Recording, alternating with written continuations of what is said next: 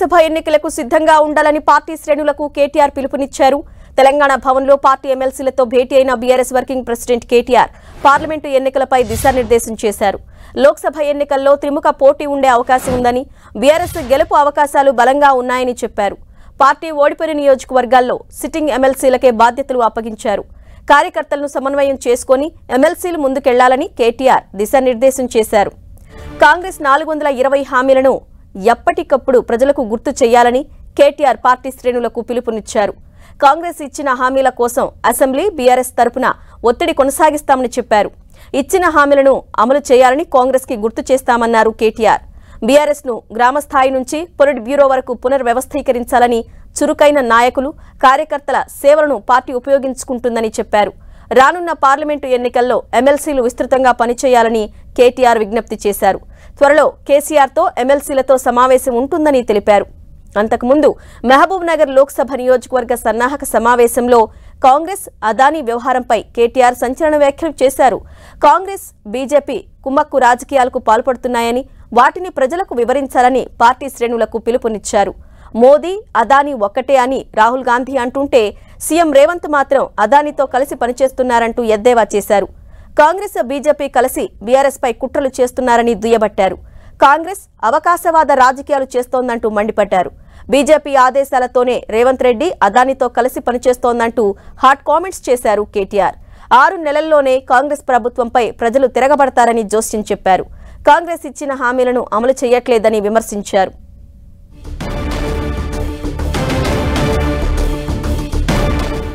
ఇదే అంశంపై మరిన్ని వివరాలు మా ప్రతినిధి శ్రీకాంత్ అందిస్తారు. శ్రీకాంత్, అరుణ, ఈరోజు పార్టీ కార్యకర్తల సమావేశంలోనూ ఎమ్మెల్సీలతో జరిగిన భేటీలో కేటీఆర్ హాట్ కామెంట్స్ చేశారని చెప్పుకోవచ్చు. కాంగ్రెస్ ప్రభుత్వం అనుసరిస్తున్న విధానాలపై తీవ్రంగా విరుచుకుపడ్డారని చెప్పుకోవచ్చు. కాంగ్రెస్ పార్టీ ఎన్నికలకు ముందు ఇచ్చిన హామీలు అమలు చేయడంలో జాప్యం చేస్తుందని, ఇది ఎగవేతకు ఒక మార్గం చూసుకుంటున్నట్టే అన్న ఒక అభిప్రాయాన్ని వ్యక్తం చేశారు. కాంగ్రెస్ పార్టీకి 6 నెలల పాటు తాము అవకాశం ఇవ్వాలని భావించినప్పటికీ కాంగ్రెస్ పార్టీ ముందుగానే బీఆర్ఎస్ పై అటాక్ మొదలుపెట్టిందని, ఈ కారణంగానే కాంగ్రెస్ పార్టీ ఇచ్చిన హామీలను ఇంకా గుర్తు చేస్తున్నామని కేటీఆర్ కార్యకర్తల సమావేశంలో చెప్పుకొచ్చారు. అదేవిధంగా కాంగ్రెస్ పార్టీ ప్రభుత్వం ఏర్పాటైన తర్వాత ముఖ్యమంత్రిగా ఉన్న రేవంత్ రెడ్డి గతంలో అదానీ ప్రధాని ఒకటే అని విమర్శలు చేసిన రేవంత్ రెడ్డి దావోస్లో అదానీతో చర్చలు జరిపి పారిశ్రామికంగా పెట్టుబడుల కోసం ఆహ్వానించడం దేనికి సంకేతం అంటూ ప్రశ్నించారు. ఓవైపు జాతీయ స్థాయిలో అగ్రనేతగా ఉన్న రాహుల్ గాంధీ అదానీని విమర్శిస్తుంటే రేవంత్ అదానీతో కలిసి వ్యాపార ఒప్పందాలు కుదుర్చుకోవడం దేనికి సంకేతం అంటూ ప్రశ్నించారు. దీనికి అంటే కాంగ్రెస్, బీజేపీ పార్టీలు రెండు జాతీయ స్థాయిలో అవగాహనతోనే పనిచేస్తున్నాయన్న ఒక అభిప్రాయాన్ని కేటీఆర్ వ్యక్తం చేశారు. ఈ కేటీఆర్ ఎమ్మెల్సీలతో కూడా విడిగా భేటీ అయ్యారు. దాదాపు గంట సేపు ఎమ్మెల్సీలతో సమావేశమయ్యారు. ఎమ్మెల్సీలు రాబోయే రోజుల్లో రాజకీయంగా ఎలా వ్యవహరించాలన్న అంశంపై పలు సూచనలు చేయడం జరిగింది. పార్టీ శాసనసభలో బలమైన ప్రతిపక్షంగా ఉన్నప్పటికీ శాసన మండలిలో కూడా బలమైన పార్టీగా తమ గళం వినిపించాలని ఎమ్మెల్సీలకు సూచించడం జరిగింది. ఎమ్మెల్సీలు అంటే ఎమ్మెల్యేలు చాలా చోట్ల ఓడిపోయిన కారణంగా పలు నియోజకవర్గాల్లో ఎమ్మెల్యేలు ఓటమి చెందిన చోట్ల ఎమ్మెల్సీలు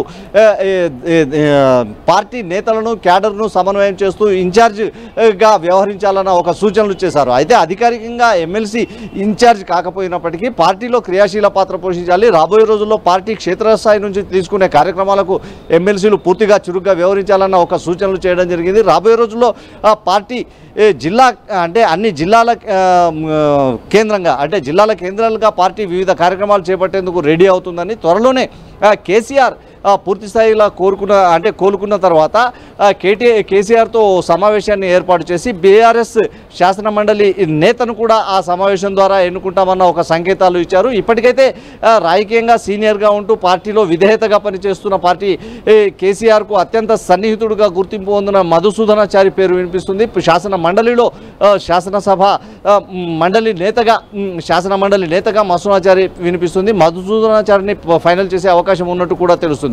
శాసన మండలి సభ్యులు కూడా రాష్ట్రంలో రాజకీయాల్లో చురుగ్గా వ్యవహరించాలని, తెలంగాణలో రాబోయే రోజుల్లో మరో 6 నెలల్లో కాంగ్రెస్ పార్టీ ఇచ్చిన హామీలు అమలు చేసే పరిస్థితి ఉండదని, ఈ కారణంగా క్షేత్రస్థాయిలో కాంగ్రెస్ పార్టీపై వ్యతిరేకత పెరుగుతుందని, దాన్ని అందిపుచ్చుకునే విధంగా పార్టీ కార్యాచరణ అమలు చేసేందుకు ఎమ్మెల్సీలు నేతలంతా సిద్ధంగా ఉండాలని సూచించారు. అరుణ, రైట్ శ్రీకాంత్, థ్యాంక్ యూ.